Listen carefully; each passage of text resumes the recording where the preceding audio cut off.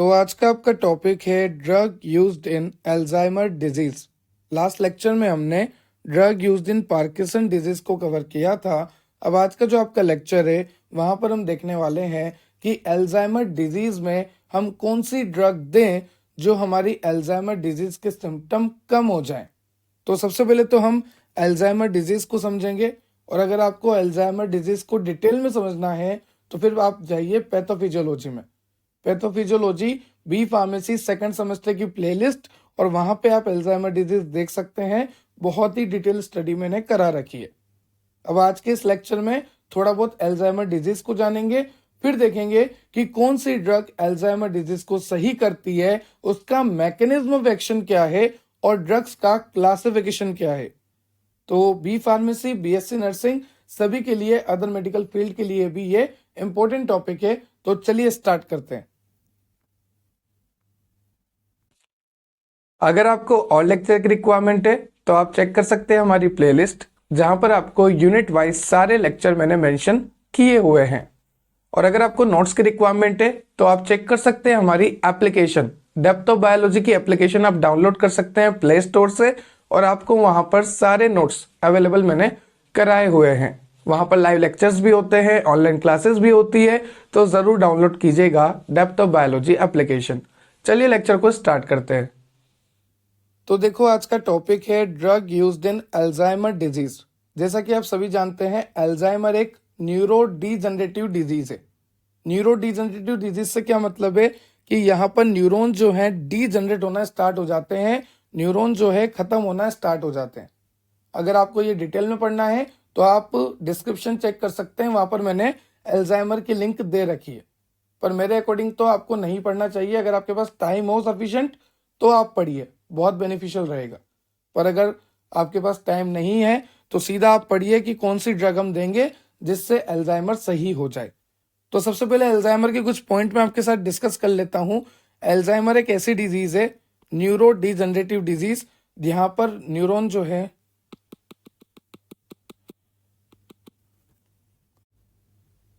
तो बिल्कुल बेसिक से स्टार्ट करते हैं आज के लेक्चर को। आज का आपका लेक्चर है drug used in Alzheimer disease. तो सबसे पहले अल्जाइमर डिजीज को समझते हैं। अल्जाइमर डिजीज की लिंक मैंने आपको डिस्क्रिप्शन में दे रखी है, सीधा आप चेक कर सकते हैं लिंक पे क्लिक करके अल्जाइमर डिजीज को डिटेल में। मैं थोड़ा बहुत बता देता हूं, फिर मैं बताऊंगा मेन काम कि कौन सी ड्रग हम दें जो अल्जाइमर सही हो जाए और ड्रग का क्लासिफिकेशन क्या है। तो देखो, अल्जाइमर की अगर मैं बात करूं तो ये एक न्यूरो डिजनरेटिव डिजीज है। न्यूरो डिजनरेटिव से मतलब कि यहाँ पर न्यूरॉन जो है डिजनरेट होना स्टार्ट हो जाते हैं। अब यहाँ पर देखिए, एक तरफ है हेल्थी न्यूरॉन और एक तरफ है अल्जाइमर डिजीज वाले।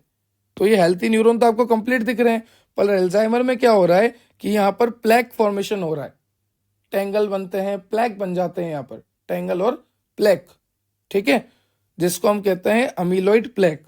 तो इस प्लेक के फॉर्मेशन की वजह से यहाँ पर जो न्यूरॉन है वो डीजनरेट होना स्टार्ट हो जाता है। तो हम आपको बता रहे हैं कि अल्जाइमर क्या है, एक न्यूरो डीजनरेटिव डिजीज है, प्रोग्रेसिव इम्पेयरमेंट ऑफ मेमोरी। धीरे धीरे आपकी याददाश्त जाना शुरू हो जाती है, क्योंकि न्यूरॉन से डीजनरेट हो रहे हैं तो याददाश्त भी जाना शुरू हो जाएगी। और ये सब क्यों हो रहा है? क्योंकि प्लेक बन रहा है, टैग बन रहा है, TAQ, इनका फॉर्मेशन होना स्टार्ट हो जाता है, प्लेक का फॉर्मेशन होना स्टार्ट हो जाता है, जिसकी वजह से न्यूरॉन जो है डिस्ट्रक्ट होने लगते हैं। तो it is a neuro degenerative disease. Progressive है ये, मतलब धीरे धीरे होती है और धीरे धीरे यहाँ पर मेमोरी जाती है।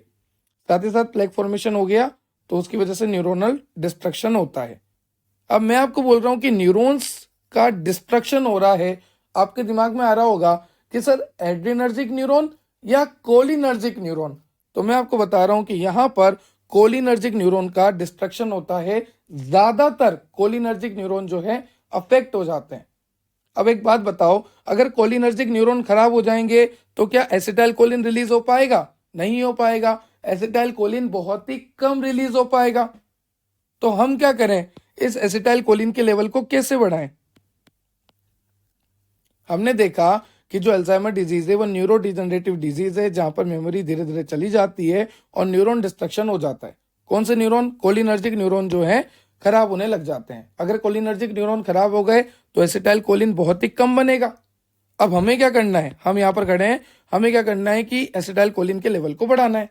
तो एसिटाइल कोलिन के लेवल को बढ़ाने के लिए हमें एक काम करना पड़ेगा, वो देखो। सबसे पहले यहाँ पर जो न्यूरोट्रांसमीटर रिलीज हो रहा है वो कौन है, एसिटाइल कोलिन, ठीक है। पर इस एसिटाइल कोलिन को तोड़ता कौन है, एसिटाइल कोलिन एस्ट्रेस।